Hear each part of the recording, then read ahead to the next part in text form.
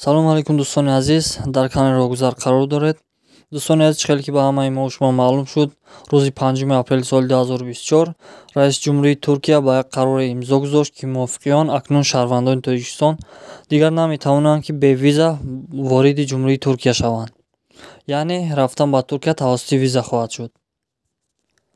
рӯзи 7 апрел сафорати Туркия дар бораи виза барои шаҳрвандони Тоҷикистон барои ба Туркия ворид шудан як иттилоъетеро пахш кард, ки мувофиқиён аз санаи 20 апрел шаҳрвандони Тоҷикистон бояд тавассути виза ба Туркия дохил шаванд.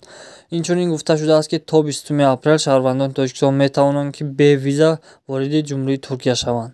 ва инчунин шаҳрвандоне ки дар Туркия аллакай ҳастанд, яъне тоҷиконе ки дар Туркия аллакай ҳастанд, онҳо метавонанд ки бе монеа ҳамун 90 рӯзи худашонро дар ҳамун Туркия зист кунанд ё ки кору фаъолият кунанд.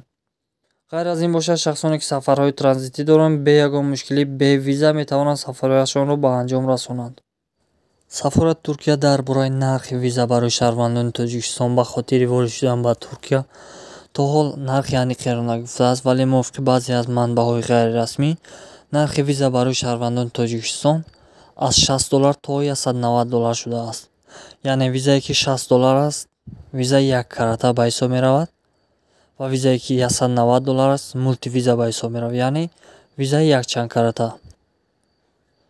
ҳамин тавр дӯстони азиз, нархи виза мувофиқи манбаъҳои ғайрирасмӣ, албатта ин то ҳол тасдиқи қонунии худро наёфтааст, вале нархи виза аз $60 то $190 муайян шудааст.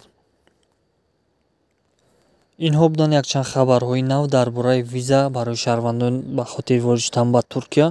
дӯстони азиз, дар канал бимонед ва агар ягон хабари нав пайдо шуд, ҳатман ба шумо мерасонем.